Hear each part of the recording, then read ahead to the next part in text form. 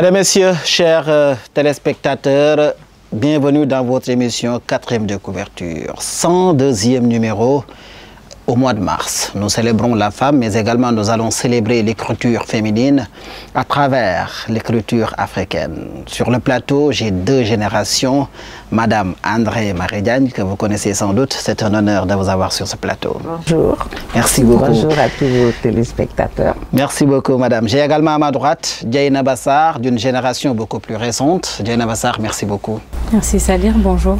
Bonjour, vous êtes toutes deux écrivaines, auteurs. Madame André Marie Diagne, ma question s'adresse à vous. Les débuts de l'écriture, c'est peut-être dans les années 80, dans les années 70. L'écriture des femmes dans la littérature africaine, qu'est-ce que c'était? Alors, dans la littérature africaine, je vais d'abord dire mon rapport à l'écrit. Je crois que j'avais 13 ans quand j'ai lu le journal d'Anne Frank, une jeune juive qui a été victime donc, des gaz nazis. Et à l'époque, j'ai commencé à écrire mon journal intime. Et je me disais, quand j'aurais fini de lire ce livre, je vais écrire à l'auteur. Je ne savais pas qu'elle avait été gazée. Donc c'est dire que ma relation à cette écriture de femme, elle date d'un peu longtemps. Et lorsqu'on regarde l'évolution de la situation des femmes en Afrique, il y a effectivement des dames à qui on doit rendre hommage. Et ce matin, il y a un photographe qui m'a dit « J'ai agrandi la photo de Tata Annette Mbaye d'Erneville que tu voulais lui offrir lors de son anniversaire en décembre. » Alors je lui ai dit « Il faut lui apporter cette photo pour le 8 mars. » Parce qu'il y a des pionnières, il y a des femmes à qui au Sénégal on doit rendre hommage. Je voudrais rappeler donc en Tata Annette Mbaye d'Erneville, Mariam Abba, Aminata Sofal, une grande figure aussi féminine que nous regrettons, Madame Tamaro Touré, qui nous a quittés et qui avait lancé avec d'autres grandes dames le groupe G1000, 1000 francs par mois pour chaque femme, pour soutenir l'enfance. Donc vous voyez, quand les femmes décident d'écrire dans les années 70, 75, 80 et maintenant la nouvelle génération, c'est parce qu'elles ont un commun, un combat. Un combat pour la dignité de la femme, un combat pour le respect des droits des femmes, un combat contre toutes les violences dont les femmes, quel que soit leur âge, leur situation, sont victimes à travers le monde. Donc c'est toutes les voix féminines et Awa Thiam disait la parole aux négresses. La parole aux négresses. Dieynaba Sarr, vous également, vous avez sans doute eu cette flamme. Ce qui vous a poussé à écrire en tant que femme, est-ce que lorsque vous avez choisi d'écrire, lorsque vous vous apprêtiez à publier, est-ce que vous vous êtes interrogé sur votre profil de femme dans l'espace de la littérature? Oui, naturellement, hein, parce que, comme l'a rappelé le professeur, je pense qu'il y a à chaque fois un déclic. C'est-à-dire on lit un ouvrage ou bien, qui nous marque et qui nous lance. Je pense que voilà. Et après, aussi, comme elle a rappelé tout à l'heure, on a un paysage littéraire sénégalais très riche au féminin, avec des pionnières, hein, rappelées tout à l'heure. Et voilà, moi je complète la liste avec elle. Donc des gens qui nous ont marqué, nous, la jeune génération, et donc qui nous ont fait aimer le livre et nous ont poussé naturellement à plus de recherche, à plus de lecture. Et voilà, la suite a été, je pense, assez évidente et logique. Et voilà, donc les Mariam Abba, Nafissatou Niang Diallo, Feu Nafissatou Niang Diallo, hein, et beaucoup d'autres, également Aminata Sophie Dieye, qui n'est peut-être pas assez plus âgée peut-être, mais quand même qui nous sert de référence. Et je pense que voilà, c'est à la fois un honneur de pouvoir suivre les pas de ces pionnières-là en nous inscrivant nous aussi naturellement voilà, sur cette voie de l'écriture. Lorsque l'on parle également d'écriture féminine, comme l'a dit Madame André Marie Diagne, il y a des combats souvent, des thèmes qui reviennent. Quand vous écriviez, est-ce que vous portiez déjà ces combats-là? Si tel est le cas, quels étaient les combats ou bien les thèmes qui vous animaient et que vous voudriez faire parler, faire exister dans votre écriture? Oui, bien sûr, mais bon, c'est vrai qu'au début, quand on se lançait, pour ne pas avoir de carcan ou se limiter, on n'avait pas fixé des thèmes comme un travail académique et tout. on a laissé la plume nous guider, mais naturellement, il y a des thèmes qui se sont imposés. Et en tant que femme, on ne peut pas être insensible à la cause des femmes. Donc, on s'intéresse à la cause, s'est intéressé à la cause des femmes et à la scolarisation des filles naturellement et à tout ce qui concerne la société. Et la société, bien évidemment, le pilier fondamental, c'est la femme, n'est-ce pas? Donc, ce qui fait que on n'a pas, naturellement, la femme a été un point ou bien un des sujets principaux de notre écriture. Et là, avec notre dernier ouvrage, par exemple, dans Conviction, on a eu à aborder cela et revenir un peu sur notre notion du féminisme, par exemple. Et voilà, je pense que... Madame André Marie-Diagne, l'évolution des causes de la femme dans l'écriture en Afrique, surtout, parce qu'il y a naturellement des combats qui ont évolué, il y a des combats qui ont gagné, mais l'évolution des combats dans cette écriture-là, est-ce qu'il y a des causes qui ont été gagnées, ou bien qui ont évolué, ou bien qui ont en tout cas été repensées grâce à l'écriture des femmes en Afrique, ou bien même à l'écriture féminine de façon générale? Oui, alors c'est d'abord un débat. Y a-t-il une écriture féminine? On a assisté à un festival du livre féminin. Ça veut dire qu'il y a beaucoup de femmes qui prennent, on ne dit pas aujourd'hui la plume, on dit leur ordinateur, leur clavier dans les réseaux, qui écrivent pour échanger des sentiments, qui écrivent comme on dit, parce qu'on a le blues, le poète s'épanche, parce qu'il est triste, il a le spleen. Mais les femmes, il y a eu des événements chocs.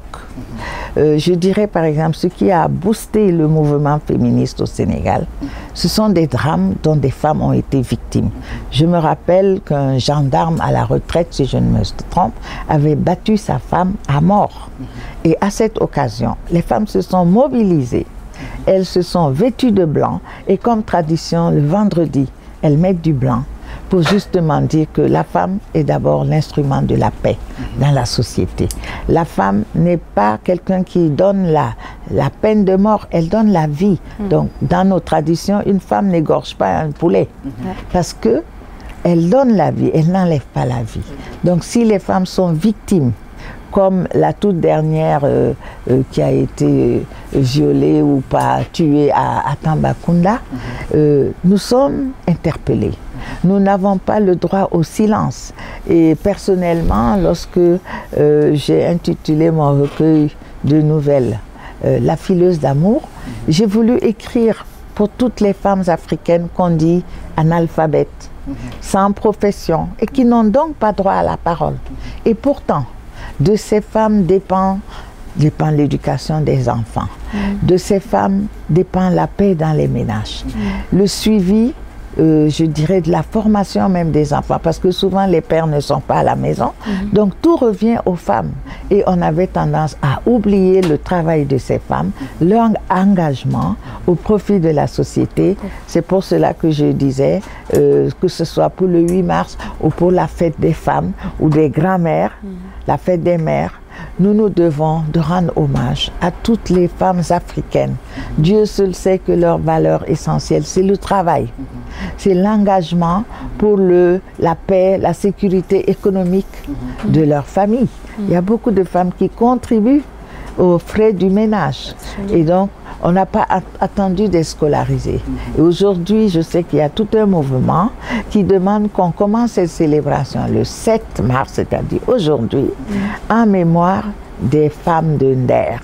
Talata Nder, c'est 120 femmes battantes, guerrières, qui ont préféré la mort plutôt que l'esclavage. Donc c'est tout un symbole pour le Sénégal d'avoir à enseigner aux jeunes filles, aux jeunes femmes, que ce combat pour la dignité de la femme, la libération de la femme, n'a pas commencé aujourd'hui et que c'est une tradition qui se poursuit. Justement, les femmes au foyer, les femmes, celles qu'on appelle les femmes de ménage, souvent, n'avez-vous pas l'impression que dans les combats de tous les jours, la cause des femmes, mais surtout dans leur présence même dans l'écriture, dans la littérature africaine, dans l'écriture féminine s'il existe, est-ce que cette présence est-elle suffisante? Est-ce qu'on a réellement porté leur cause pour qu'on puisse également le reconnaître? Parce qu'il faudrait le dire, ces femmes-là également jouent un très très grand rôle dans la stabilité sociale.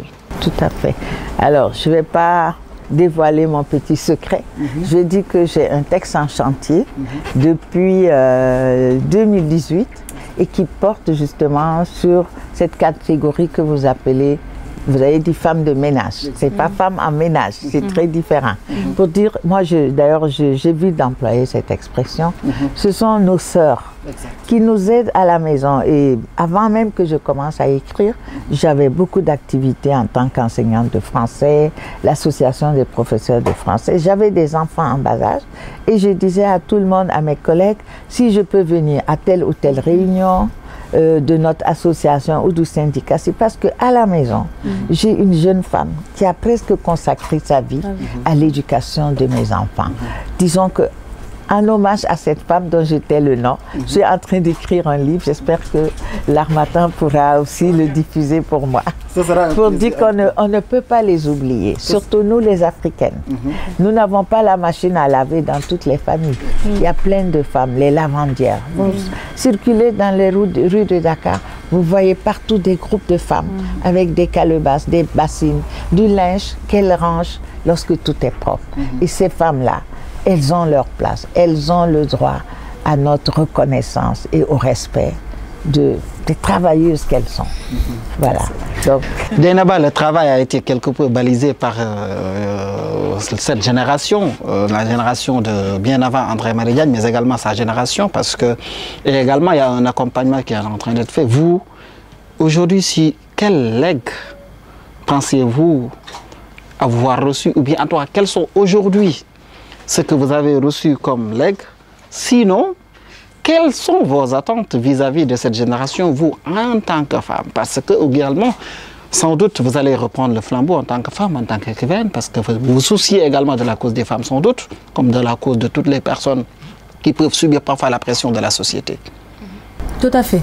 C'est-à-dire que, pas des attentes, hein, parce que comme je l'ai dit, nous, pour être basique, on est fan de toute cette génération qui nous a balisé la voie. Hein. Toutes les embûches quand même, ou en tout cas la plupart, ont été voilà, dégagées. Et c'est grâce à ces dames, ces grandes dames de la littérature sénégalaise et africaine, hein, mais surtout sénégalaise, que moi, par exemple, je me suis lancée dans l'écriture. Et aujourd'hui, c'est un legs très lourd. C'est lourd à porter. Parce que, comme je l'ai dit, ce sera difficile, voire pour ne pas dire impossible, de faire la même chose ou mieux.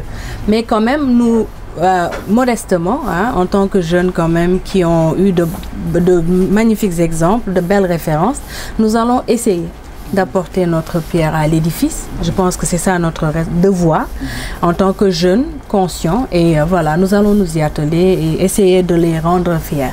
Nous entendons beaucoup d'échos, beaucoup plus de discours parlant de féminisme, se référant souvent peut-être même à un féminisme nouveau ou occidental. Mieux, on l'entend mieux dans votre génération que dans la génération un peu ancienne. Qu'est-ce qui l'explique? Mieux, je dirais peut-être plus. On entend, il y a beaucoup de voix qui s'élèvent dans la jeune génération qui parlent de féminisme ou beaucoup de jeunes femmes qui se définissent comme étant des féministes. Mais je pense quand même que le risque ou bien le piège qu'il faut éviter pour cette jeune génération, c'est surtout de ne pas verser dans cette... Bon, c'est pas une lutte, mais essayer de voir les hommes comme des adversaires ou bien se positionner dans une guerre qui ne va pas nous, dont on ne sortira pas glorieuse et qui ne va pas nous servir en fait. C'est-à-dire que notre société n'a pas besoin, même si je fais fi de l'éducation, de tout ce qu'on a comme valeur ancestrale à préserver, je pense qu'on n'a pas besoin. C'est une société et l'homme et la femme ont besoin. C'est une volonté de vivre en commun qui doit animer tout le monde, surtout la femme. Je rappelle ce que j'avais dit à l'entame de mes propos. La femme est le socle de la famille, de la société. Donc, elle doit être consciente de ce rôle-là et surtout de cette lourde responsabilité. Et le féminisme doit être vu. Si vraiment on se targue d'être féministe, on devrait quand même avoir ce que j'appelle moi un féminisme soft. Soft, c'est-à-dire moi je suis vraiment pas dans ces débats-là. J'évite tout ce qui me tirerait vers le bas ou qui ferait que je serais vue comme quelqu'un qui pense que être féministe, c'est avoir un discours virulent contre les hommes, ou bien tout le temps être dans cette, comment dire, voilà, ce duel avec les hommes. Non, moi je pense quand même que c'est très bien que cette jeune génération veuille mettre en avant le féminisme, mais quand même qu'on essaie surtout par nos capacités intellectuelles, par la conservation des valeurs de notre société, de valoriser davantage la femme. Moi je pense que le défi c'est surtout à ce niveau-là. La présence des femmes dans les instances de décision, vous y êtes, vous êtes cadre dans une entreprise de l'administration publique naturellement. Comment voyez-vous cette atmosphère-là, vous, en tant que femme, dans ces espaces-là, mais surtout, parce que dans l'écriture, toujours, il y a une possibilité de démontrer la présence de ces femmes-là dans ces cadres-là. On en a vu des livres où l'on voit des femmes porteuses, souvent de certains projets dans ces espaces-là. Est-ce que vous, en tant que femme, vous avez écrit un livre, Conviction, parlant un peu de vous, en tant qu'une dame professionnelle, mais il y a beaucoup également aujourd'hui qui écrivent et peut-être qui reportent ce qui se passe dans les entreprises. Le rôle de ces femmes-là, dans les instances de décision et surtout ce qu'elles peuvent apporter dans l'évolution de notre société. Oui, tout à fait. C'est-à-dire qu'aujourd'hui, ce que ces femmes, si je prends mon exemple, ou bien d'autres femmes écrivaines qui sont peut-être, que ce soit dans l'administration publique ou en tout cas dans les sociétés privées, je pense que c'est encore le rôle premier de l'écriture, c'est-à-dire partager, mais surtout ne pas être... comment dire, insensible aux appels ou bien à ce que vit notre société. C'est-à-dire qu'aujourd'hui, il faudrait que une femme écrivaine, que ce soit cadre ou pas, mais une femme écrivaine prenne sa plume ou, comme l'a dit le professeur tout à l'heure, sa machine pour dénoncer, que ce soit les cas de viol, tout ce que la femme traverse, que ce soit dans son ménage ou bien même dans l'entreprise, parce que comme vous l'avez dit, ce sont des milieux très complexes aussi, où parfois la femme a du mal peut-être à se libérer, parce que la façon dont, voilà, comme je l'ai dit, la conception traditionnelle qu'on a de la femme, qui doit être, être un peu en retrait, etc. Donc il y a vraiment un rôle très important que les écrivaines devraient jouer en ce sens-là, pour plus de libération de la femme, plus d'affirmation. Avoir le courage, en fait, sans heurter. Hein. Comme je l'ai dit tout le temps, moi, je mets de côté, en tout cas, j'évite tout ce qui me pousserait dans des guerres de tranchées ou bien tout ce qui serait brutal. Mais je pense qu'il y a une façon de s'imposer très intelligemment, sans frustrer les autres, sans bafouer ses principes et son éducation. Dénonciation, l'on parle souvent, cause des femmes. Est-ce que l'on n'enferme pas également les femmes dans cette sphère à vouloir qu'à chaque fois qu'elles parlent, à chaque fois qu'elles lèvent la voix, ce sera pour dénoncer, ce sera pour parler de leur cause? Et si l'on nous peignait un statut des femmes beaucoup plus reluisant, où il n'y a pas de combat, parce que vraiment, elles ont acquis énormément, elles ont énormément d'acquis concernant le combat qu'elles ont eu à porter depuis avant les indépendances jusqu'à aujourd'hui, parce que l'on parle souvent, aujourd'hui l'on se réfère à l'Occident, mais l'on oublie souvent que ce que nous avions comme acquis, les femmes en tout cas, surtout en Afrique, à un moment l'Occident ne l'avait pas. Parfois aujourd'hui l'on parle de l'Occident à travers des lois, à travers la parité, comme l'on nous présente cela. Aujourd'hui, ne pensez-vous pas qu'on devrait pouvoir également porter un discours, bien orienter le discours vers une approche beaucoup plus positive qui démontre qu'également les femmes ont acquis énormément de choses et qu'après tout, l'on parle de combat, l'on parle de cause, l'on parle de dénonciation, mais elles sont les bases, les fondements même de l'équilibre de notre société. Alors, c'est-à-dire qu'il y a ce qu'on pourrait appeler, je dirais, elle l'a bien dit, la démarcation entre les prises de position des femmes dans l'écriture en Afrique par rapport à ce qu'on entend par féminisme à l'occidental. Tout à l'heure, je parlais à quelqu'un qui me disait que son enfant était au Canada depuis des années. Je lui demande, est-ce qu'il est marié? Il me dit non. Je dis, ah, les hommes au Canada ont peur des femmes. Pourquoi? Parce qu'elles ont poussé tellement loin leur revendication que finalement la gente masculine se replie sur elle-même et ça donne, je vais dire, d'autres formes d'alliances que nous ne tolérons pas dans nos sociétés. Donc est-ce que ça vaut la peine d'en arriver là? Elle l'a dit, il y a un désir de renforcer la complémentarité qu'il y a entre les hommes et les femmes dans notre société. Et si je comprends bien votre question, c'est qu'on devrait se dire, mais pourquoi les femmes écrivent-elles? C'est pas toujours pour se battre. Est-ce qu'une femme peut écrire parce qu'elle est heureuse en amour? Elle va raconter une histoire d'amour. Regardez un peu dans les rayons de l'Harmattan, il y a des histoires d'amour. Et on peut écrire pour ça. On peut écrire pour manifester ce sentiment de bien-être que l'on éprouve, c'est ce que vous voulez, que les femmes osent faire. Elles osent le faire.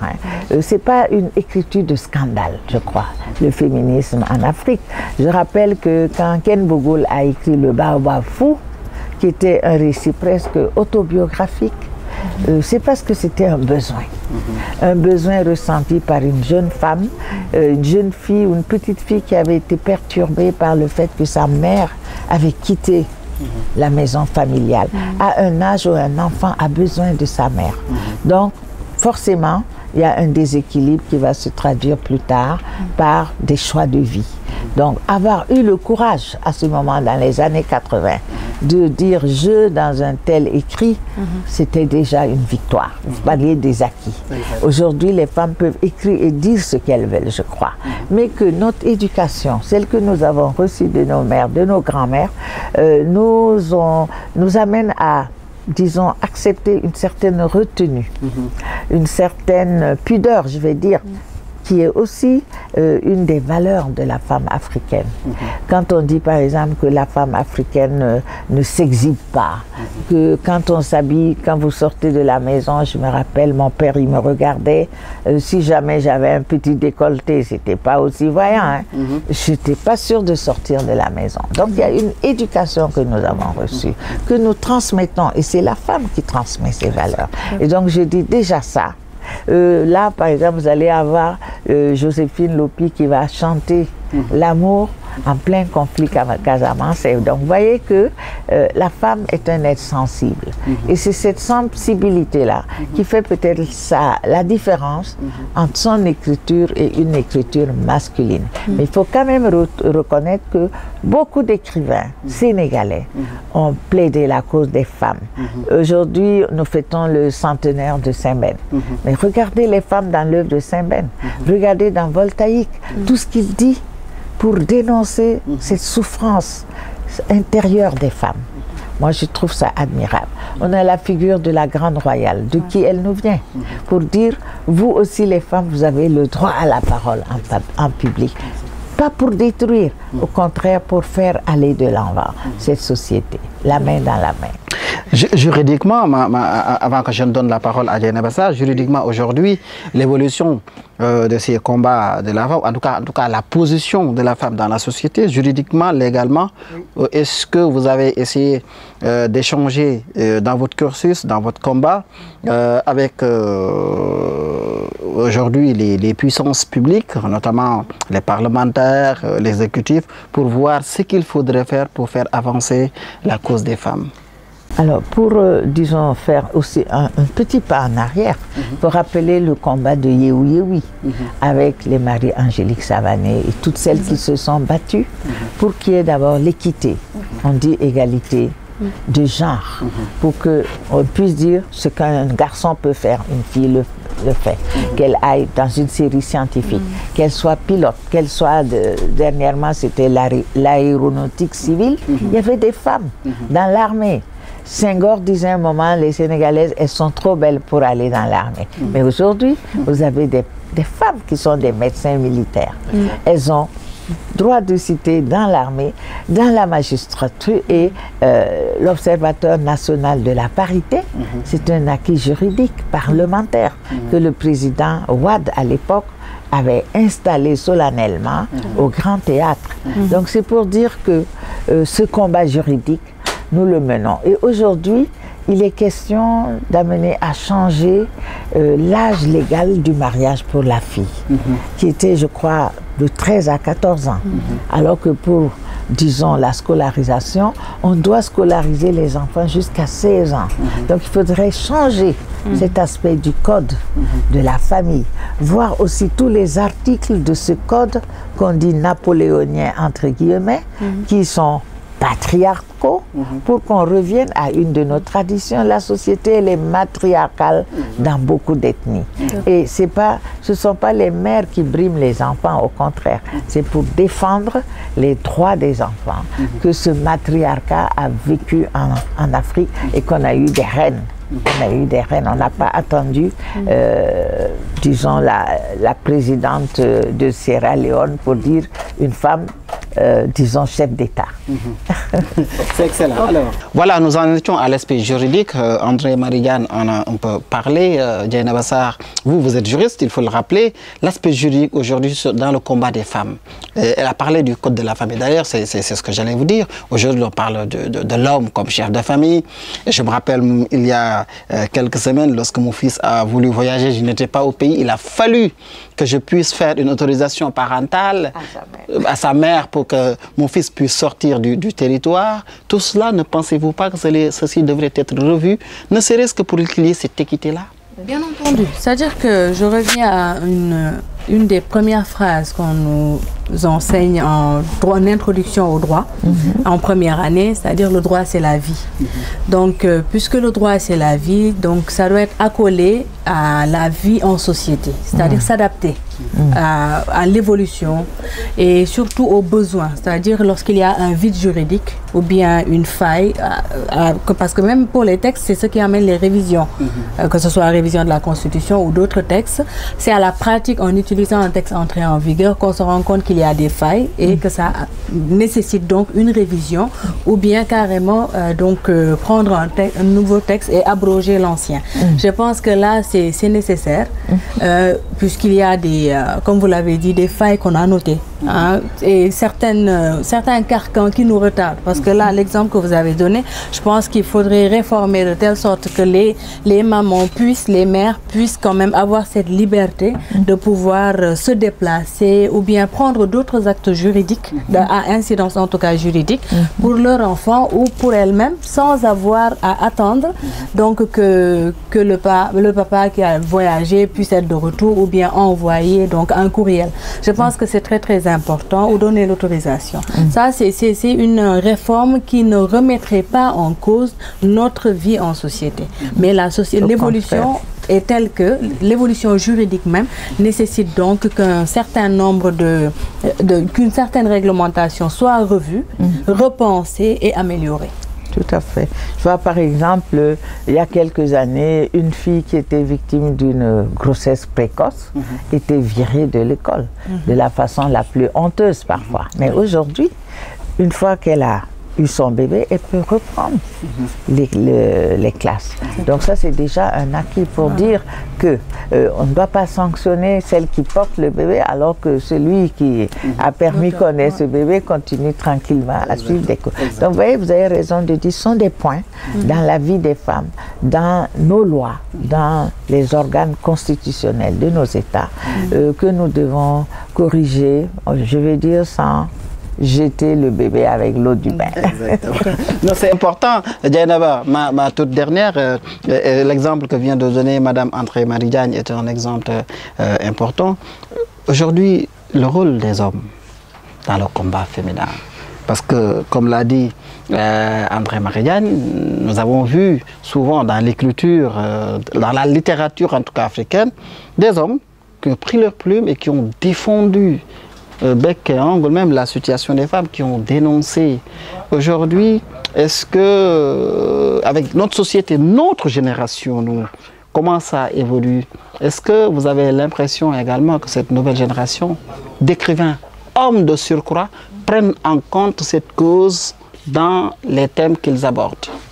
Oui, ça quand même il faut le saluer parce qu'à l'image du président poète qui a chanté la femme ou de Ousmane Sembène qui a défendu la cause des femmes ou encore Cheikh Hamidou Kane pour ne citer que cela, je pense qu'aujourd'hui la jeune génération aussi, les hommes, les jeunes écrivains, on a des poètes, de jeunes poètes qui chantent la femme, qui pas uniquement sous l'angle de l'amour passionnel, mais qui à travers leur écriture voilà, dénoncent des faits de société, revalorisent et contribuent aussi à cette lutte, comme je l'ai dit, pour que la femme soit davantage considérés sur tous les plans. Je pense quand même que la jeune génération, les hommes, c'est vrai que, comme je l'ai dit dans mon dernier ouvrage, dans Conviction, la loi sur la parité a fait quand même que peut-être ça a été prématuré, il n'y a pas eu la préparation nécessaire avant le vote de la loi. Ce qui fait quand même que peut-être beaucoup d'hommes dans la société, si on prend le Sénégalais lambda, ne voient cela comme... Parce que même quand, moi je me rappelle lors d'un séminaire, c'était dans un hôtel de la place, juste pour le déjeuner, donc nous on voulait être devant les femmes, et après on nous disait non, c'est vous qui avez voté la loi sur la parité, donc voilà, vous prenez, voilà, tout le monde. Égalité. Voilà, vous respectez l'ordre dans le rang, etc. Donc c'est juste pour dire que c'est quand même parce qu'un texte, comme je l'ai dit tout à l'heure, le droit c'est la vie, mais il faudrait à chaque fois, avant de prendre une réglementation, un texte juridique, préparer les gens. Ne pas uniquement, peut-être la loi sur la parité, il y a eu plus de passion avec le président Wade qui a voulu vraiment donner une onction, plus d'onction à la femme. C'est très noble, c'est louable, mais je pense qu'il fallait plus de sensibilisation, permettre à la société et surtout aux hommes de comprendre les enjeux. Qu'est-ce qui est attendu, qu'est-ce qu'on veut corriger, etc. Donc ça, c'était très, très important. N'empêche, aujourd'hui, cette loi est entrée en vigueur, mais je pense que le travail, il est là. C'est le rôle de tous les hommes, c'est le rôle des femmes, mais c'est surtout le rôle des écrivains, à mon avis. Donc, contribuer à travers, donc, par la plume à... Voilà, permettre à la femme d'avoir plus de... Parce que ce qu'il faut, c'est ça, cette confiance en soi, avoir plus confiance en soi, pouvoir savoir que, voilà, il n'y a pas de métier aujourd'hui dédié aux hommes. Aujourd'hui, tous les carcans, beaucoup de complexes ont été vraiment dégagés. Et je pense que ça, c'est très bien parce que c'est la société qui est davantage redynamisée et pour le bonheur de tout le monde. Merci. Je voudrais peut-être ajouter un exemple, une initiative donc, qui a été réalisée en fin d'année, un concours littéraire Écrit la femme. Écrit la femme des nouvelles, et ce sont des garçons qui ont remporté les premiers prix.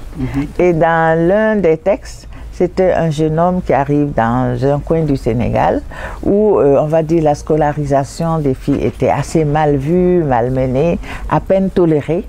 Et ce jeune homme, dans son texte, donc, va faire en sorte que le héros arrive à aller voir les chefs traditionnels, le chef du village, les notabilités, les parents d'élèves, et que toute la structure éducative comprenne que la jeune fille a des problèmes spécifiques, par exemple des périodes du mois où elle n'est pas bien, que nous devons éviter d'interrompre la scolarisation de ces filles. Une fille qui a première en seconde et qu'on marie de force, elle est souvent obligée de suivre son mari, d'abandonner ses études.